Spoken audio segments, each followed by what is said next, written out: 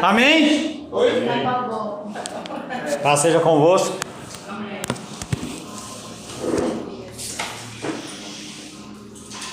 Finalizamos o primeiro período falando que a fé, ela é obra da graça de Deus.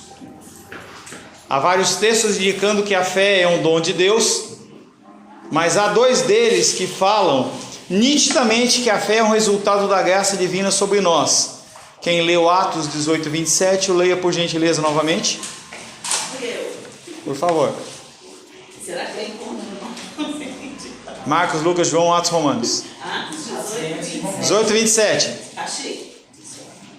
Querendo ele percorrer. Ele quem? Paulo. Não. Deixa eu ler mais pra gente se Não vai falar. Tem que ver o contexto. Ah, não tem nada. Quem é esse? Quem é esse ele aí? Apolo. Vai lá. E querendo ele percorrer a Caia, animaram os irmãos e escreveram aos discípulos para o receber.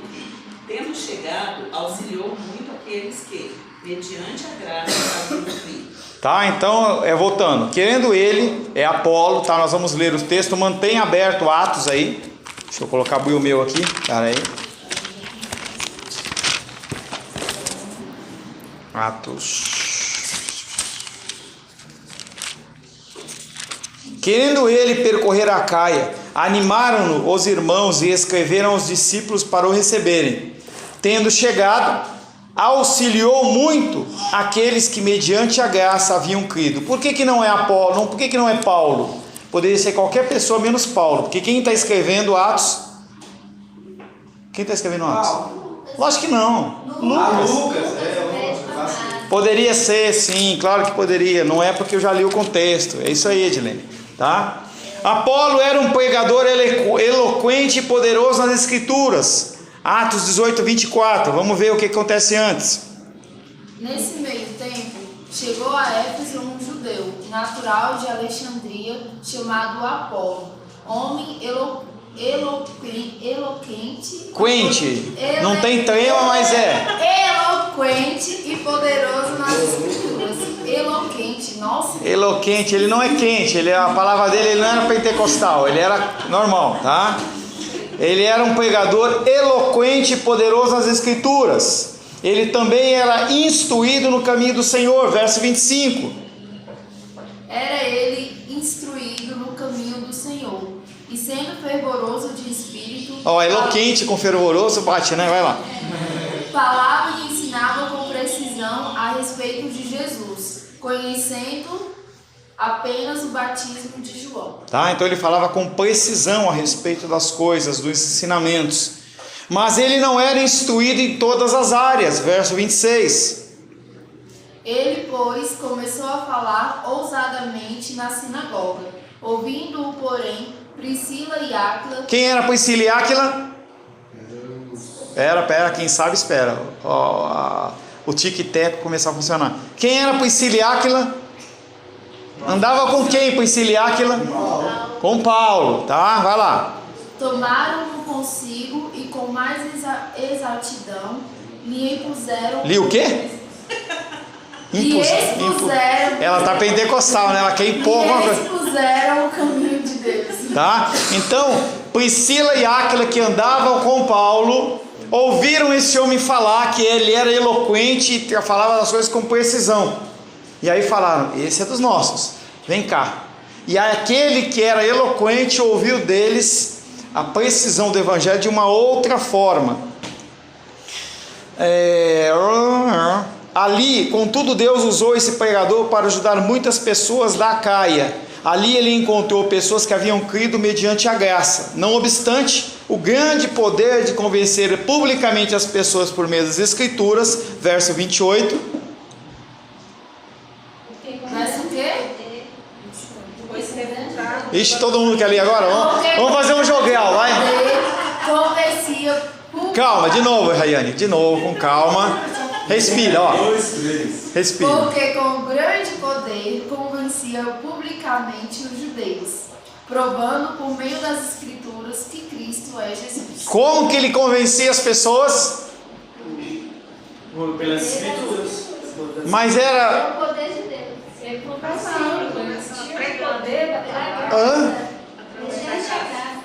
Querendo ele percorrer a Acaia, verso 27, animaram os irmãos e escreveram os discípulos para o receberem. Tendo chegado, auxiliou muito aqueles que mediante a graça haviam crido, porque com grande poder convencia publicamente os judeus, provando por meio das Escrituras que o Cristo é Jesus. Entenda que este homem, ele tinha conhecimento das Escrituras, mas ele ainda não tinha sido batizado com o Espírito Santo dentro do conceito deles lá.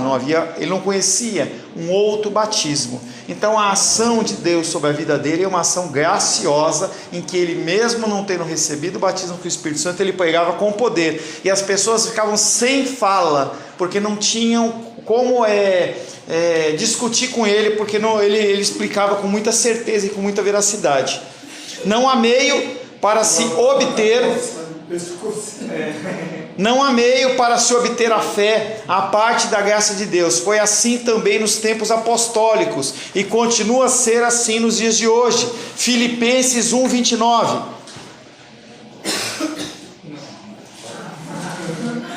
Você ia falar. Não.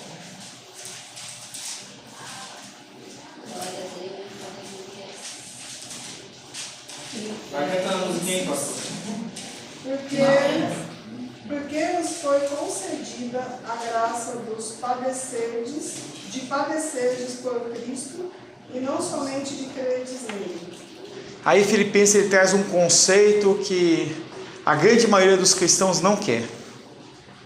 Padecer. Apóstolo Paulo, escrevendo para a igreja de Filipos, fala: porque vos foi concedida, e isso não é só para a igreja de Filipos, é para todos nós, porque vos foi concedida a graça de padecerdes por Cristo, e não somente de credes por Ele. Ou seja, padecer por Cristo também é uma ação bondosa de Deus sobre as nossas vidas. Quem quer graça de Deus? Quem quer a graça de Deus? A graça de Deus não é só um pedaço, é a pizza inteira. Quem quer a graça de Deus? Amém. Pois foi concedida a graça. Quando você estiver passando luta e dificuldade, para de murmurar e fala: Deus, muito obrigado porque o Senhor me concedeu a graça de estar passando essa luta e dificuldade. É possível, pastor? O quê? Isso é possível? Lógico que é possível. É? Então, ou é possível, ou Filipenses 1:29 você risca na Bíblia. Eu acho bem possível, mas... Um dia eu chego lá, pastor. Esse é o raciocínio. Um dia eu chego lá. Eu não estou na condição, mas eu caminho em direção a.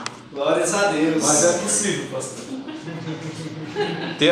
O texto está dizendo que pode. Pastor, e onde ele confirma assim, em tudo dai graças, alegremos-nos no Senhor. E tem que procurar, da cabeça não lembro o versículo direitinho. Mas tem que procurar. Não, mas eu digo assim, ratifica isso. Sim. Não, eu pensei que você estava perguntando que versículo que era, não sei de cabeça não.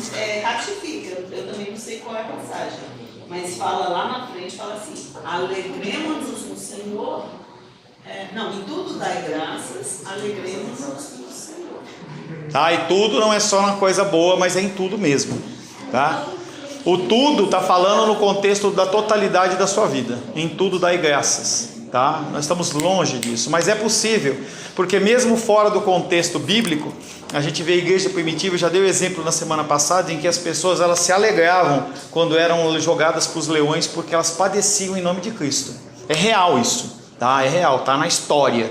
As pessoas iram para o Coliseu Romano para ser comido pelos leões, e as pessoas agradeciam a Deus pelo privilégio de morrer em nome de Cristo. E não era conversa furada, porque senão quando vinha o leão para morder o cara, ele saía gritando e chorando. Eu acho que eu não chego nesse nível, não. Nem eu. Já contei essa história para alguns, volto a contar. Eu acho que é a história de São João Crisóstomo. Eu acho que é essa pessoa. É uma pessoa da igreja do século 3, 4, 5, uma coisa desse tipo, 3, né? E aí aquele senhor era um senhor da idade do irmão Cláudio, digamos assim, e houve um decreto: prende e mata. homem como eu e você, ser humano como eu e você, tá? Não estava junto com o tempo apostólico, nada disso, tá? Era um homem fora do contexto de igreja primitiva. E aquele homem foi delegado, uma tropa de um exército foi buscar esse homem. Bateram na porta dele. Abriu a porta, um senhorzinho de cabelo branco, e o soldado falou, pensou que fosse pegar um guerreiro, uma pessoa brava, entendeu? Um Gabriel, assim, com uma espada e tal. E aí dá de cara com um senhor, e aí ele fala, você é o fulano? Ele fala, sim, eu sou o fulano. Nós viemos para te prender por ordem do fulano de tal.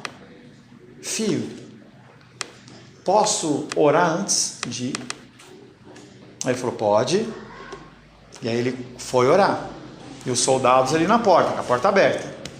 Passou 5 minutos, 10, 20, 30, 1 hora.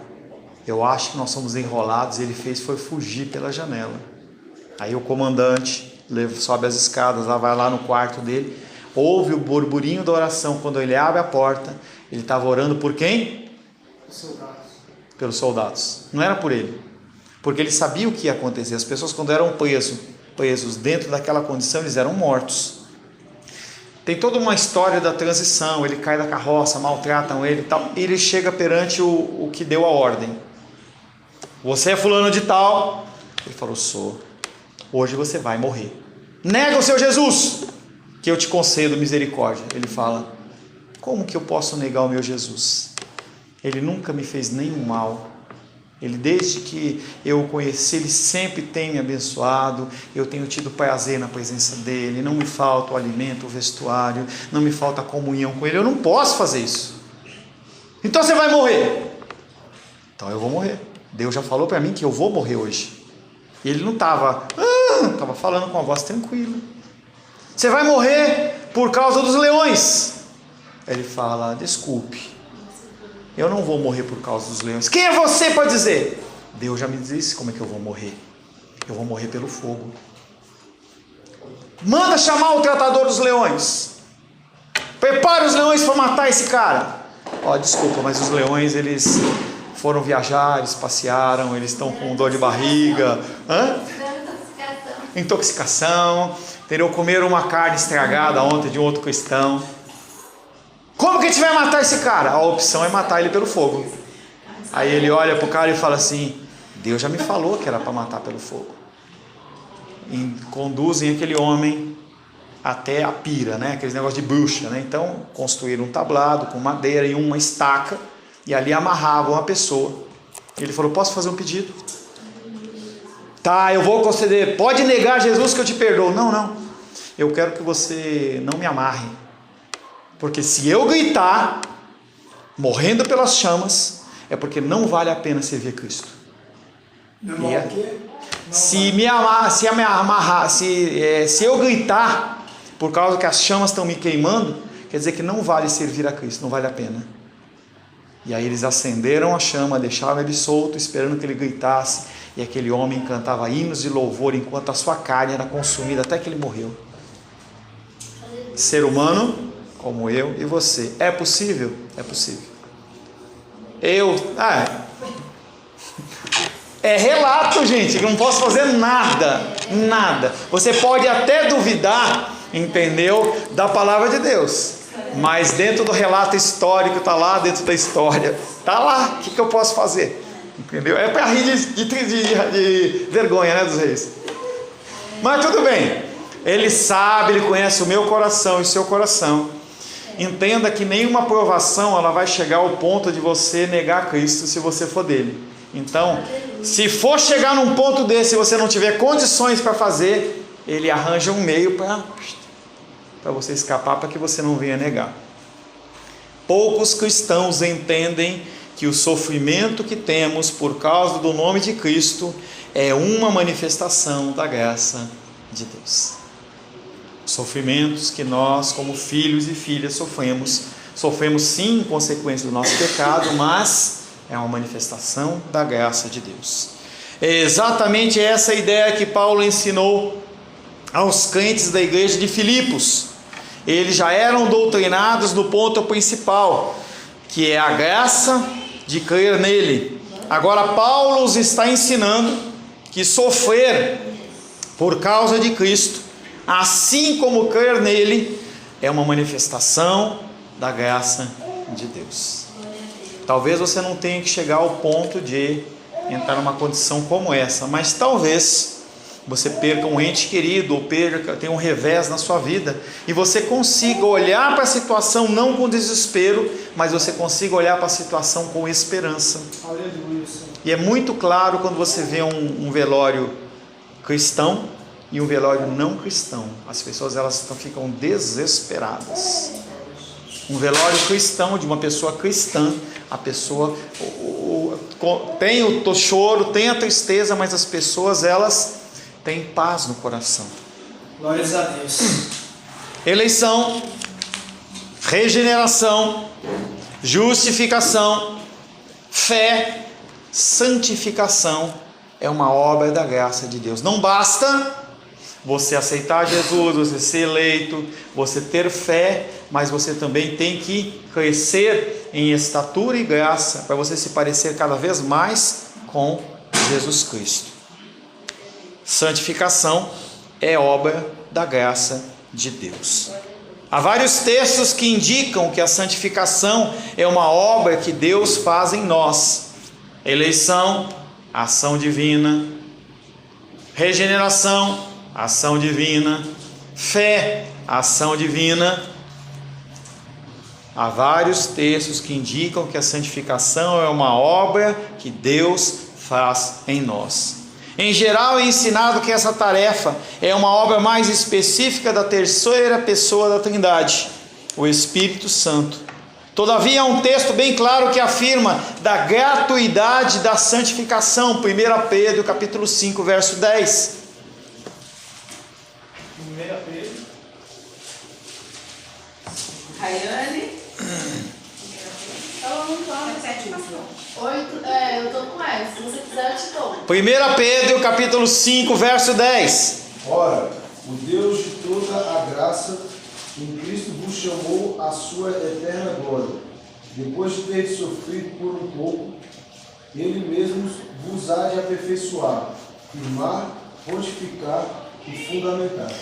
Ora, o Deus de toda a graça, que em Cristo vos chamou à sua eterna glória, depois de ter sofrido um pouco, o que você passa aqui na terra é um sofrimento pequeno, depois de ter sofrido um pouco, Ele mesmo vos há de aperfeiçoar, firmar, fortificar e fundamentar. Glória a Deus. A santificação vem de Deus.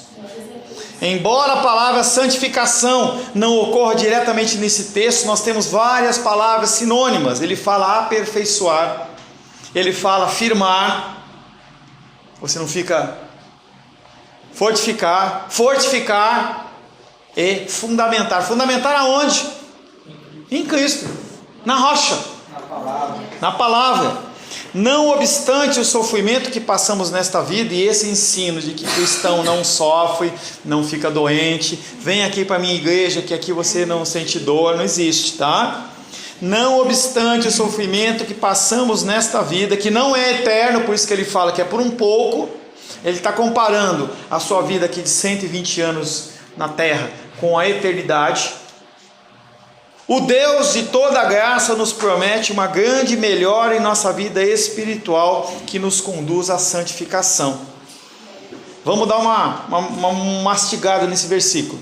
Pela graça Deus promete aperfeiçoar-nos. Esta primeira expressão significa que a graça de Deus vai nos tornar maduros. Não é com o coração endurecido, é maduros. Você vai saber lidar com as situações de uma maneira sóbria. Vai sentir a dor, vai ter a dificuldade ainda, mas Ele vai fazer com que você administre aquilo de uma maneira sábia. Você não vê nos relatos de Daniel entrando na cova dos leões, Deus me ajuda, Deus. Ele entra tranquilamente.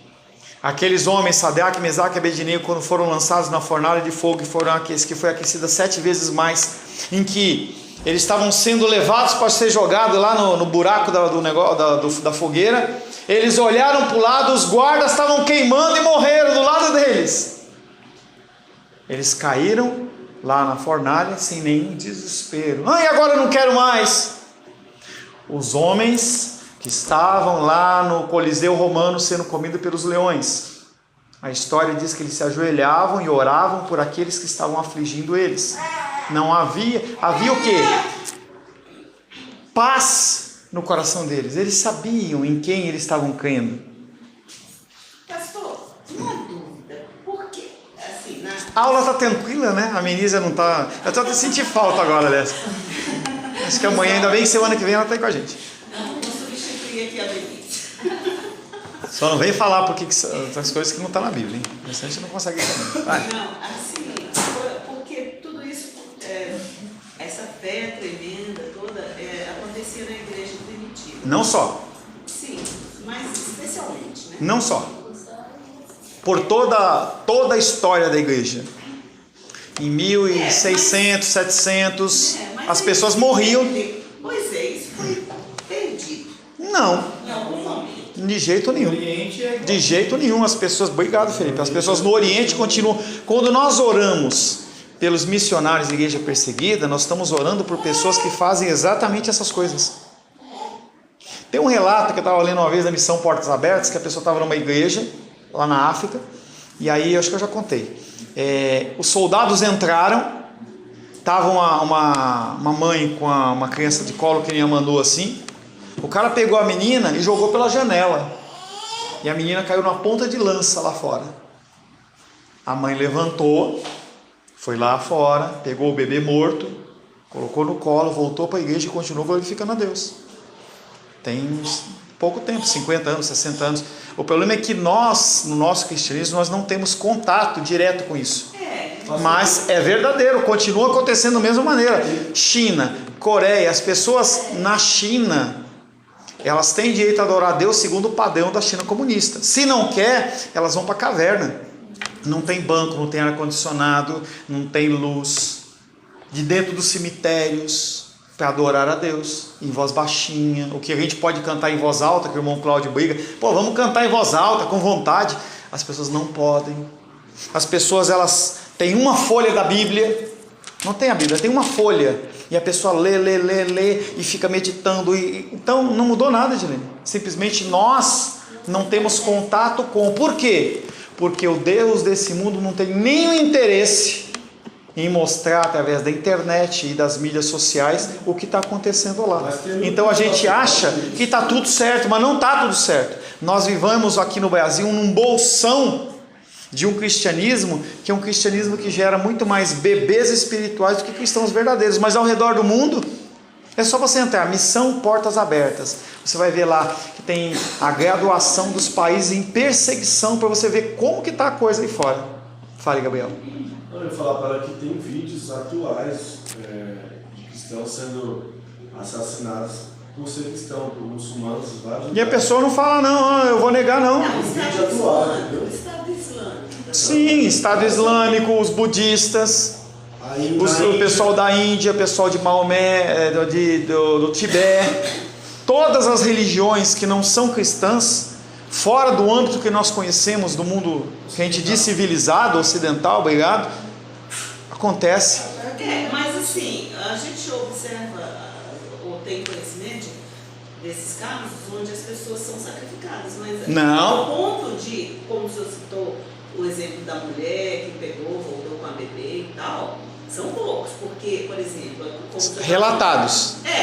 De agradecer, ainda orar pelos relatados. É nesse sentido que eu estou falando. Sacrifícios eu sei. Nós não temos acesso a, mas isso acontece a todo dia, toda hora, a todo momento.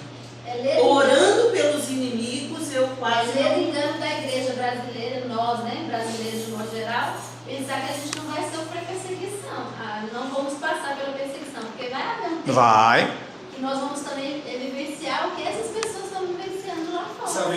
Entenda que esse tempo que nós temos é um tempo de preparação, é por isso que a gente tem que se dedicar. Então nós somos, a nós é dado mais tempo, não vai ser exigido isso. Se Deus ele vai permitir que nós passamos um sofrimento como aquele, eu não sei. Mas se passar, a gente tem que estar pronto. Porque não tem como você dizer, eu não vou passar porque não dá. Você pode negar, ou então você continua. Então, o mesmo caso que tinha lá do início, continua mês após mês, ano após ano, século após século, década, milênio, e continua a mesma coisa. É que nós vivemos num contexto que a gente pode abrir igreja e cantar, paz do Senhor, mas nos outros não pode. Continua a mesma coisa. E as pessoas, elas têm prazer em morrer por Cristo. E a gente não consegue viver sem uma conta para pagar da Caesp, e a gente já fica no desespero. Pastor, e tem uns relatos, assim, não é só isso, que os cristãos nesse contexto, igual você falou na China, na Coreia do Norte, eles pedem realmente para Deus que continue a perseguição, porque eles sabem que é através desse sofrimento que eles permanecem firmes no Senhor. Eu tenho, Uma igreja mais pura. É o sofrimento que nos faz mais perto do Senhor. Eles pedem que ele permaneça para que eles possam continuar firmes. É mais difícil ser cristão aqui do que lá. Com certeza, que a gente acomoda. Porque a gente acomoda. Entendeu? A gente fica na tranquilidade. Eu vou. Não vou de manhã no culto. Eu vou à noite. Tem culto à noite, não tem Dá pra problema. falar que é cristão tem que ser mesmo. Gente, para você ir numa igreja na África, o cara tem que andar 30 quilômetros. A pé. Sol. O cara acorda de noite para ir para a igreja. 30 quilômetros. Quanto é? Daqui aonde? Daqui na casa de filho. A pé. E o cara não vai lá murmurando, não. Eles vão cantando e dançando. Poucos cristãos entendem que o sofrimento que temos por causa do nome de Cristo seja uma manifestação da graça de Deus. É exatamente essa ideia que Paulo ensinou aos crentes de Filipos. Eles já eram doutrinados no ponto principal, que é a graça de crer nele. Agora Paulo os está ensinando no ponto periférico. Sofrer por causa de Cristo, assim como crer nele, é a manifestação da gloriosa graça de Deus. Não é uma manifestação qualquer, é a manifestação gloriosa da graça de Deus, o seu sofrimento e o meu sofrimento. E o que o ser humano quer hoje? Fugir do sofrimento. O que o mundo prega hoje? Seja feliz e fuja do sofrimento. Está com tristeza? Está com depressão? O que você faz? Toma remédio. Você não pode sofrer, não pode sentir dor. Morre teu ente querido. Você não pode sentir dor, não pode chorar, você tem que tomar remédio. Eu preciso. Não, você não pode chorar. Tem que ser sempre feliz, aquela alegria. E até a própria indústria, né? A gente falava sobre metafísica falando, a própria, por exemplo, a Coca-Cola, ela está vendendo água à felicidade. Então a felicidade, você encontra a felicidade onde? Está vindo na Coca-Cola. E aí, O shopping também dá um negócio lá, mais ou menos isso também em relação à felicidade. Toma um sorvete, você encontra a felicidade. O que Cristo fala? Você quer encontrar felicidade? Morra. Você entende que não dá para você andar no mundo e ir com Cristo? Não encaixa. E aí o Senhor ele vai nos purificando para que cada vez a gente seja mais parecido com Ele. Cada vez a gente é mais diferente do que do mundo. E tem igreja aí com slogan: pare de sofrer. Eu vou dar uma palestra lá em Palmas, mês que vem. Esse tema. Pare de sofrer. É a análise bíblica de 1 Pedro. Fala sobre exatamente o contrário. Você tem que sofrer. Não é que você tem que buscar, não é masoquismo. Mas receba o sofrimento, entendendo que Deus está no controle e não em desespero. A santificação é uma obra da graça de Deus. Nós lemos 1 Pedro 5,10. Ora, o Deus de toda a graça, que em Cristo vos chamou a sua eterna glória, depois de ter sofrido por um pouco, Ele mesmo vos há de aperfeiçoar. Nós falamos também, agorinha, pela graça, Deus promete nos aperfeiçoar. Essa primeira expressão significa que a graça de Deus vai nos tornar maduros, parecidos com Jesus Cristo. Esse aperfeiçoamento da parte de Deus, como produto da obra do grande pastor Jesus Cristo, através do seu sangue derramado, que nos aperfeiçoa em todo o bem. Hebreus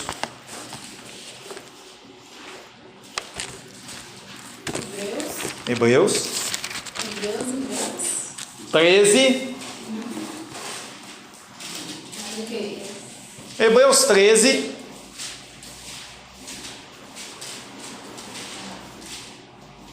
Glória a Deus. 18 a 21. Orai por nós pois estamos persuadidos de termos boa consciência, desejando em todas as coisas e viver condignamente. Rogo-vos com muito empenho que assim façais, a fim de que eu vos seja restituído mais depressa.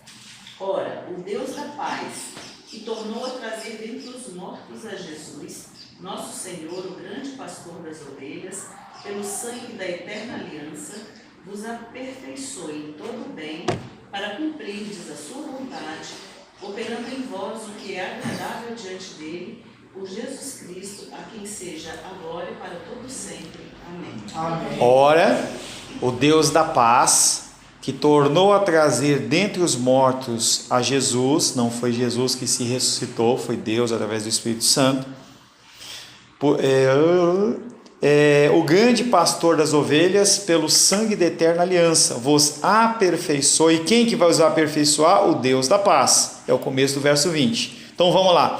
Ora, o Deus da paz, verso 21, vos aperfeiçoe em todo bem, para cumprirdes a sua vontade, não a minha vontade, mas a vontade daquele que foi enviado, da sua vontade, operando em vós o que é agradável diante dele, não o que é agradável perante você, mas não agradável perante o mundo, mas é o que é agradável perante ele, por Jesus Cristo, a quem seja a glória para todos sempre. Amém. Voltando ainda, mais uma vez, vos aperfeiçoe em todo bem para cumprirdes a sua vontade, operando em vós o que é agradável diante dele. Isaías 53. Glória a Deus.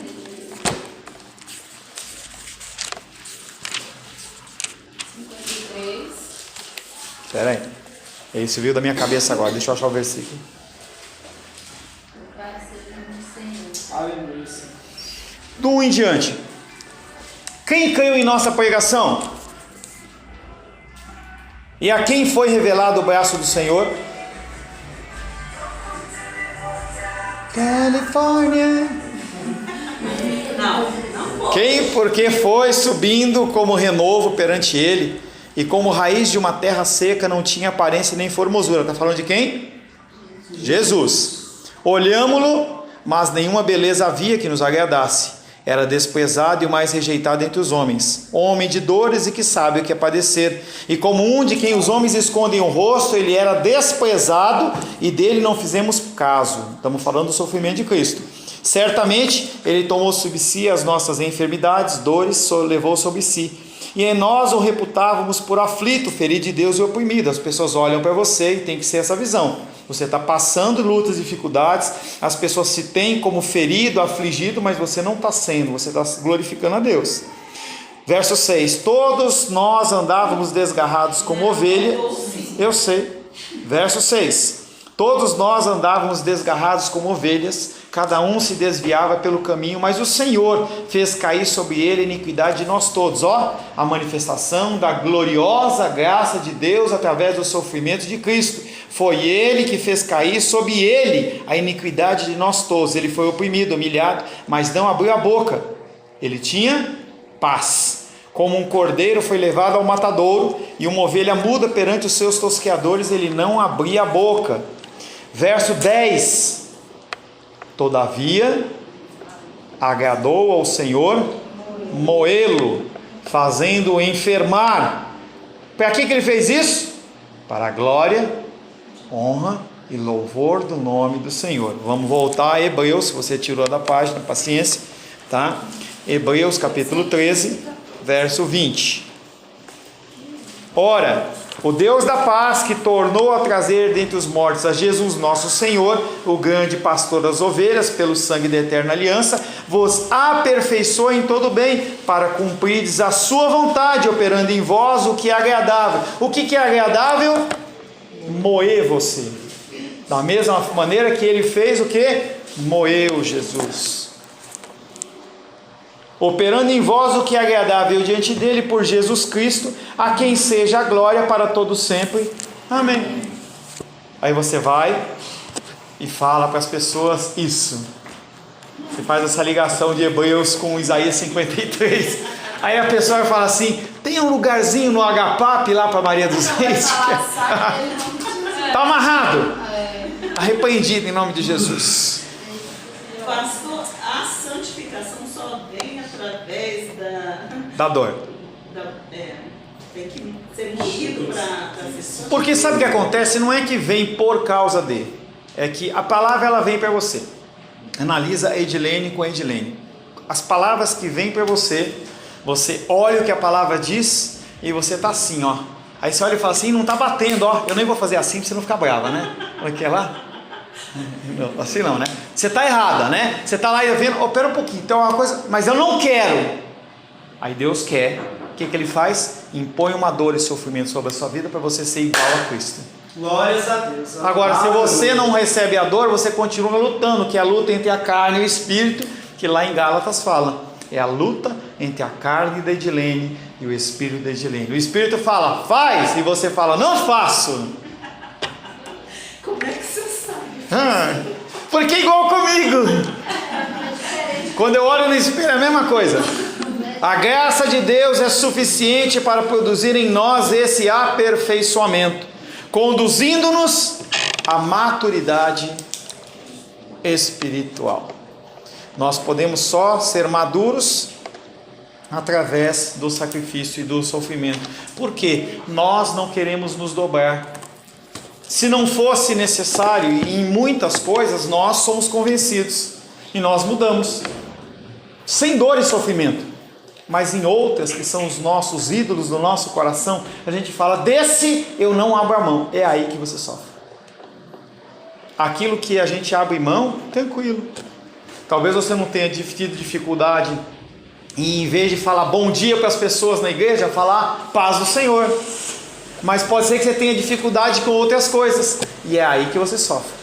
Porque Deus ele não vai permitir, como um bom pai, que você esteja com uma infecção, com uma enfermidade, e ele simplesmente fala, deixa estragar, deixa apodrecer, deixa matar a pessoa. Não, ele vai tratar, e quando trata, dói, não tem o que fazer.